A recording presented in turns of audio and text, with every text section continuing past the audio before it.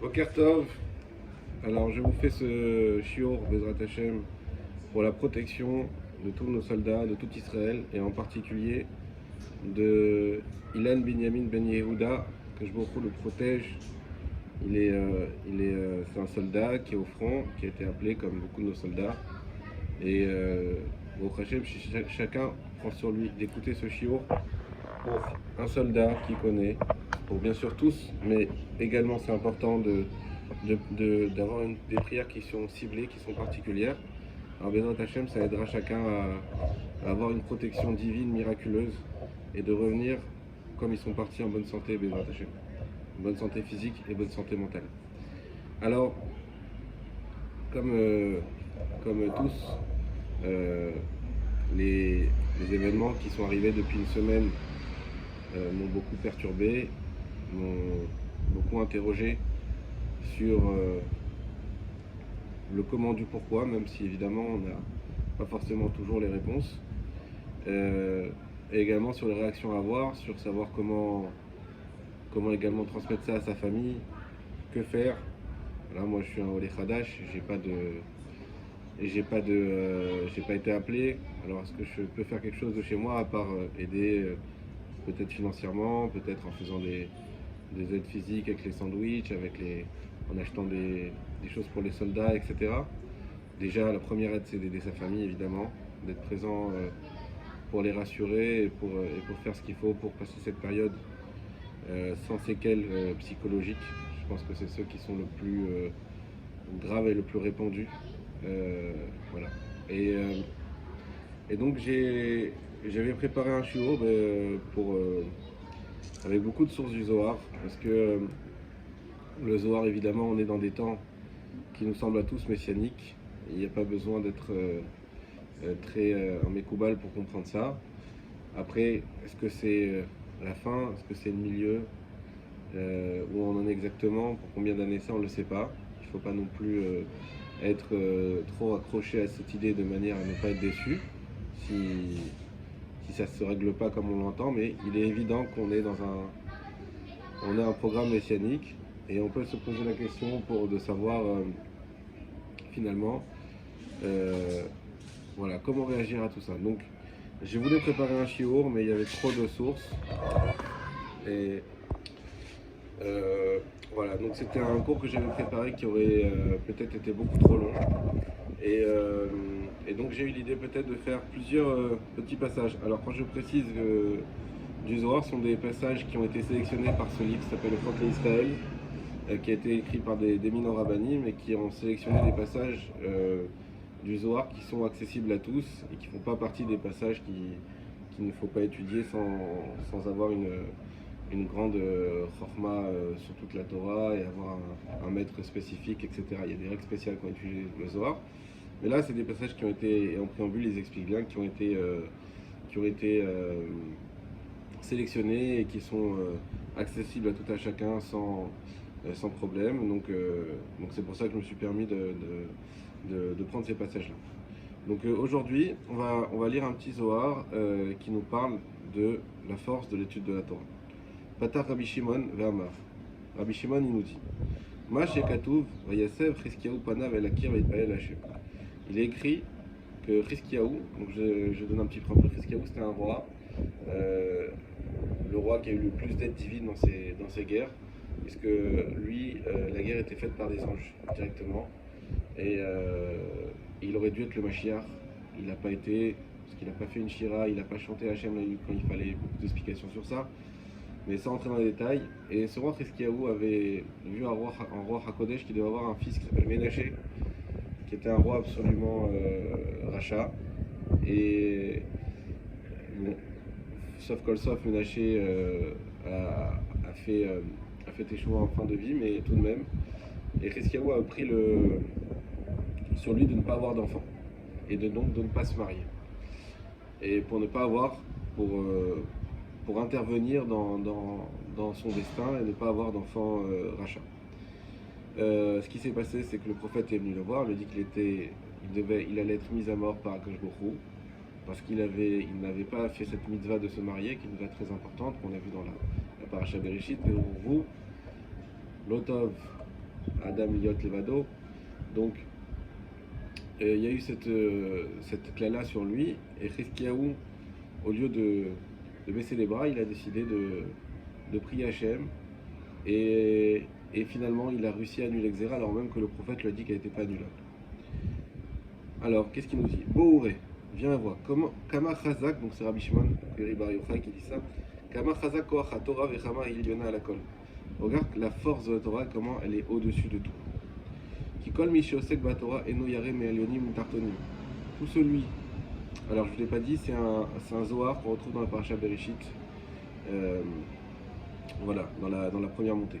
Parce que tout celui qui étudie la Torah, il ne craint rien, ni des forces du haut, ni des forces du bas. Il ne craint pas de toutes les mauvaises choses qui peuvent arriver dans le monde. Tout simplement, on a parlé de ça dans la paracha Bereshit, il y a le Etzachaim, ce célèbre arbre qui donnait une éternité et dont Hachem a dit il ne faut pas qu'Adam en mange maintenant qu'il a mangé du Etzadat, alors on va le renvoyer du Gan Eden. Et bien quand on étudie la Torah, ça nous met une connexion directe avec ce Etzachaim. Et il faut étudier la Torah tous les jours. Pourquoi il faut étudier la Torah? Déjà, on a dit qu'elle nous lie au Etzraïm, c'est quelque chose de surnaturel, mais même de manière naturelle parce que la Torah nous donne le Der Emet. Un juif, il doit être Emet. Un juif, il doit avoir un bon Der. Akadosh Baruch Hu, ce qui attend de nous, c'est qu'on soit des gens justes. Et ça, c'est ce que la Torah nous donne. La Torah nous éduque à être des gens justes. Parce que naturellement, Ram ou Rav, comme on le verra dans la paracha noire de cette semaine, l'homme il est mauvais depuis la naissance parce qu'il a un Yetzer Hara qui est rentré en lui depuis la faute d'Adam. Adam, le fait qu'il ait mangé l'arbre du mal, ça l'a fait rentrer en lui une nature mauvaise. Et donc quelqu'un qui se laisse aller à sa nature dévie du bon chemin. Et sur ça, il est écrit que la Torah, elle te permet de garder. C'est un garde-fou qui te permet de garder le bon chemin et de rester juste dans ta vie. Mais la et ça nous apprend également des conseils comment revenir vers Hachem, parce que c'est ça qui annule tout, c'est la tchouva. Et les vatel akzera, annuler l'akzera. L'akzera, c'est quoi? C'est un décret. Un décret, on comprend moins bien aujourd'hui ce que c'est parce qu'on n'a pas des rois. Mais quand un roi il émet un décret, c'est quelque chose de solide, irrévocable. Même le roi lui-même, il ne peut pas l'enlever. Si ce n'est par sa mort. C'est-à-dire qu'un roi qui annule son propre décret, il oublie. C'est un roi qui n'est plus crédible et c'est un roi qui risque de se faire renverser. Au point qu'on a vu souvent des histoires avec des rois goïms qui n'ont pas voulu, qui ont mis des décrets contre les juifs. Finalement, des juifs qu'ils aimaient bien sont venus se plaindre, comme ils sera avec Daniel. Et ils n'ont pas eu le choix de dire mais je ne peux pas annuler le décret, maintenant je l'ai mis, même si j'aurais voulu. Le roi, il ne peut pas annuler le décret. Akadosh Baruch Hu, il est prêt à remettre en cause toute sa crédibilité auprès de tout le tribunal céleste et également auprès du tribunal les Mata qui est en bas, à partir du moment où on se relie à Etzachaim, qui a fini une Xera Alav chez Xera Lotit Batel. Et même s'il y a une Xera, c'est-à-dire que même s'il y a un décret sur le décret, c'est-à-dire qu'il y a un décret qui est tellement puissant qu'il y a un décret qui dit attention, en plus, une sorte de constitution, si vous voulez, si on peut parler en droit d'aujourd'hui, il y a la loi simple et puis la constitution, et il y a une sorte de constitution qui vient dire attention, cette loi-là, elle ne pourra jamais être annulée. Donc c'est un décret qui vient pour dire que ce décret ne devra jamais être annulé. Malgré tout, alors avec l'étude de la Torah, on peut annuler ce décret et le faire passer de nous. Et il ne va jamais aller sur l'homme dans ce monde-là.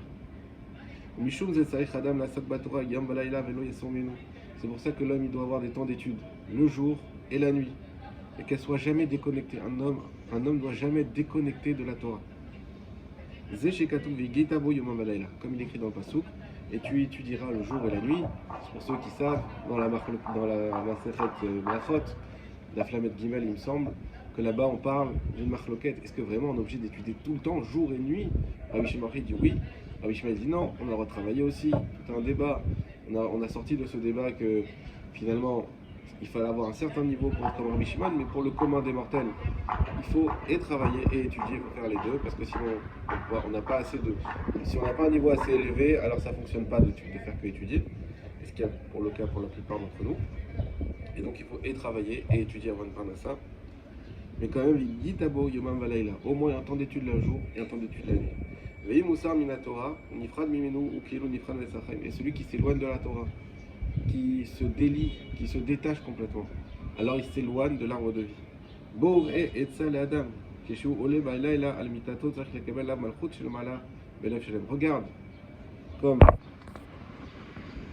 Regarde comme il est conseillé à l'homme. Vous savez, le moment où on est plus vulnérable, c'est le moment où on dort. Effectivement, quelqu'un qui dort, peut tout lui arriver, il est en train de dormir. Il n'a plus aucune protection, si ce n'est la protection divine.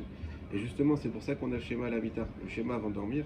On prend sur nous Malchut Shamaim, schéma Israël, Hashem, Elokeinu, Hashem Echad. On reconnaît l'unicité d'Hachem, on reconnaît qu'on est entre ses mains. Et justement, viens, regarde, comme il nous dit voir, que l'homme, il prend Malchut Shamaim juste avant de dormir. Belef Shalem, c'est très important. On en reparlera dans une autre vidéo parce que, comme je vous ai dit, il y a beaucoup de choses à dire et je ne veux pas faire des vidéos trop longues. Mais Belev Shalem, donc il faut prendre ça le plus sincèrement possible. Ou l'agdim limsorela pikadon nafsho, ça lui rachète son âme. Ça permet à Hachem de le protéger et ainsi il est sauvé de tout ce qui peut arriver de mal. De tous les mauvais vents. Hein. C'est quoi les Uchotarot? C'est une notion kabbalistique. On ne rentrera pas dedans, mais on va dire de tout le mal pour être simple. Chez Enan Sholtot Alav, qui ne va pas avoir d'emprise sur lui. On peut dormir tranquille. On va Boker, Keshuka Mitato. Et le matin, lorsqu'il se lève, Utsarik Levach La Dono Lkes Leveto. Il faut qu'il aille bénir son maître, Akadosh Bokhu, et rentrer dans sa maison, c'est la synagogue, Uchtarchavot Lifnei Chalo Birak Dola, et se prosterner devant son Echal, devant le Chok Synagogue, Birak Dola, avec une grande crainte. Birak Dola, on en reparlera de la crainte, ça fait partie des sujets qui sont brûlants en ce moment. La peur, pas la peur. Est-ce qu'en ayant peur, on satisfait au but du Hamas? Est-ce qu'en étant insouciant, on est vraiment dans la bonne voie? Les Hachem, ça sera un sujet qu'on développera à un autre moment. Ve'acharkar yitpalel tfilato ve'ikach etza min ha'avot הקדושים שכתוב ואני באוחזך בוא ותך שתחווה לך קודשך בירתך. Et après il fera la prière. Et ainsi il va prendre des conseils des Avot Akdoshim comme il est écrit dans le Teilim. Va'ani et moi berov chazecha avec beaucoup de chesed avo vetecha, je viendrai dans ta maison et shtachave lecha kodechecha, je me prosternerai vers ton echal saint beiratecha avec crainte comme nous l'a dit David. Donc la crainte, la hirat shamaim, ce qui est un sujet évidemment éminemment compliqué. Hein, beaucoup disent non, mais il ne faut pas agir avec crainte, il faut agir avec joie et avec amour. Évidemment, avec joie et avec amour, mais la crainte, personne ne peut s'en délier. La hirat Hashem, ce n'est pas un niveau bas, comme certains pourraient le penser. Non, d'abord la hira et ensuite on arrive à avoir un niveau haut, pas du tout. La hira et la hira, ils vont toujours ensemble, il faut toujours garder, peu importe, plus on a une grandeur. Les plus grands chacham aujourd'hui, ils ont une hirat Hashem qui est incroyable. C'est une conscience d'Akadosh Baruch Hu et la crainte de décevoir Hachem, la crainte de ne pas faire ce qu'il faut. Et on va voir que la crainte, bon, je voudrais en parler dans un autre shiur, mais la crainte elle est très importante parce que si on n'a pas peur de quelque chose, alors on ne peut pas prier sincèrement pour en être sauvé. Et c'est pour ça que c'est important d'avoir dans une partie la crainte, mais jamais la peur panique. Mais Bezrat Hachem, on le développera dans un autre shiur. Allez, bonne journée à tous.